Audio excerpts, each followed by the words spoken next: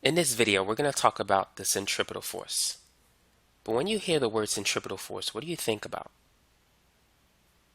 Now, before we talk about it, let's go over a few things. So let's say if we have an object that is moving to the right and a force is acting on the object in the same direction as the velocity vector. What's going to happen to the object? If the force and velocity vectors are in the same direction, the object's speed will increase. It's going to speed up. Now, what if the force vector is in the opposite direction to the velocity vector? In this case, the object is going to slow down. Now, let's say if we have an object moving to the right, but this time the force vector is going up. It's perpendicular to the velocity vector. What's going to happen? The object, it's not going to speed up or slow down. Instead, it's going to turn. And that's what a centripetal force does. It causes an object to turn in a circle. Now, centripetal has the keyword centri or center secant. This is a center secant force. And so the force is always directed towards the center of the circle. And thus that is a centripetal force. It's any force that keeps an object moving in a circle. Now, the centripetal force is not a force by itself. In fact, it's caused by other forces. So here's an example. Let's say if we have a person and he has a ball attached to a rope and he's swinging his ball in a circle. So what force provides the centripetal force in this case? Anytime you have a force acting through a rope, what is that force called?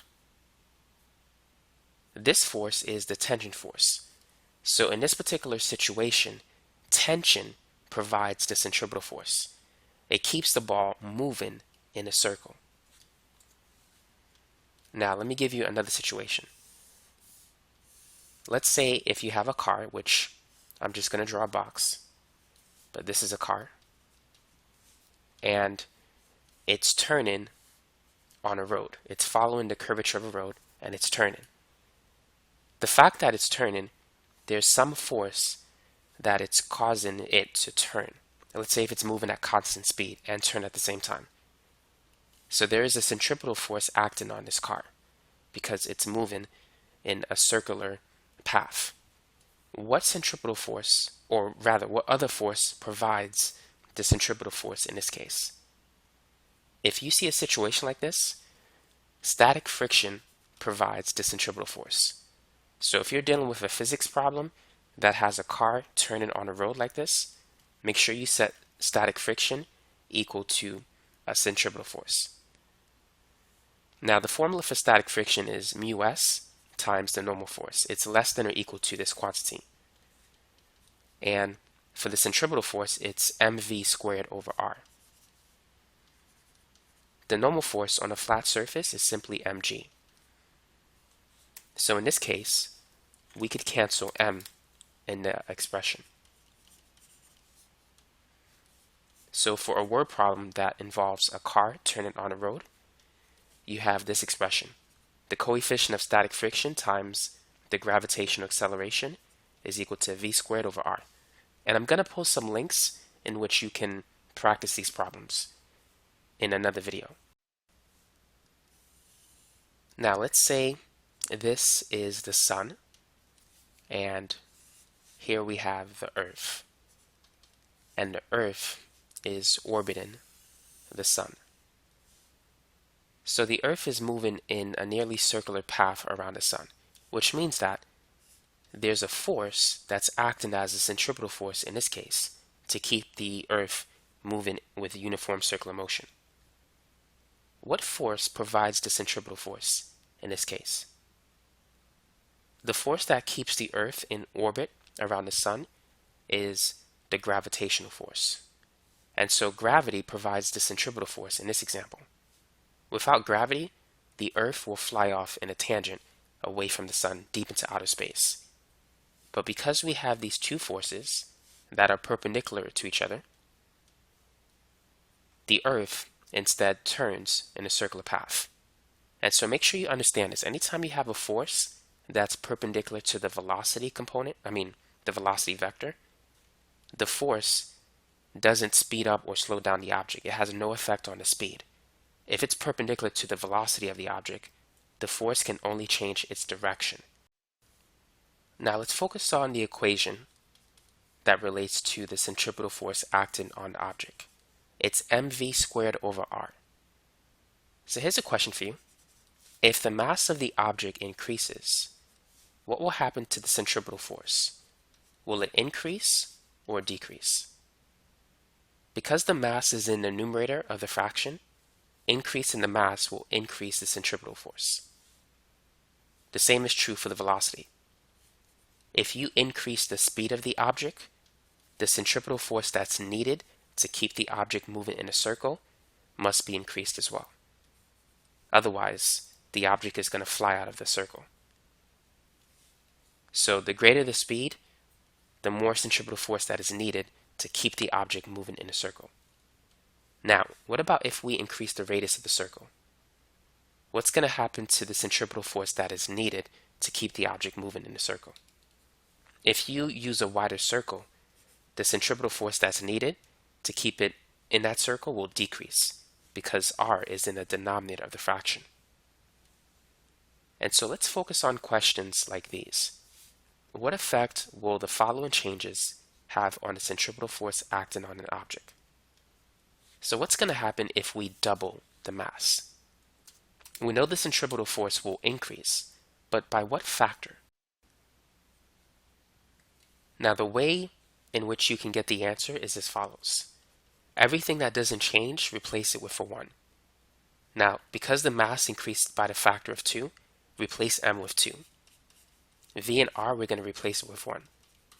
So we get a value of 2. This tells us that the centripetal force will double if we double the mass. Now let's move on to part B. So what effect will it have on the centripetal force if the speed is increased by a factor of 2? So the mass and the radius doesn't change, so we're going to replace it with a 1. But the speed is doubled, so we're going to replace it with a 2.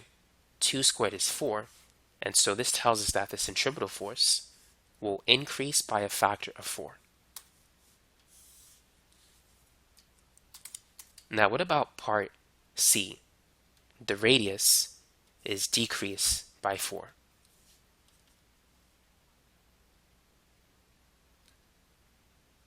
Let's say decreased by a factor of 4. So what should we do? M and V doesn't change, so we're going to replace that with a 1. If the radius is decreased by a factor of 4, that means that it's 1/4 of its original value. So we have 1 divided by 1/4, which is 4. If you want to show your work with that, what you need to do is multiply the top and the bottom by 4. 4 times 1/4 is 1, and so you get 4. Now what about the last one? Part D. What effect will tripling the mass, quadrupling the speed, and cutting the radius in half have on the centripetal force acting on the object? So all we got to do is plug in these numbers. So we're going to triple the mass, replace it with a 3. The speed is quadrupled, so we're going to replace that with a 4. And the radius was cut in half, so let's replace r with 1/2. So we have 4 squared, which is 16. 16 times 3 is 48. And 48 divided by a half is the same as 48 times 2. And so we get 96. So the centripetal force will increase by a factor of 96 in this case. And that's basically it for this video. So I want to give you a simple introduction into centripetal force. Now for those of you who want actual harder problems regarding this topic, check out the links in the description section because I'm going to post some links to other videos that have more problems on this topic. and other videos that you might be interested in too. And when you get a chance, check out my new physics video playlist because I have these topics listed in order. And if you like this video, don't forget to subscribe to this channel for more informational content. So I do have other videos on like calculus, algebra, trig, chemistry, and other hard classes that people have difficulties with in high school and college. So if you need help with those courses, feel free to check out my channel and you might find something that could help you. Thanks again for watching.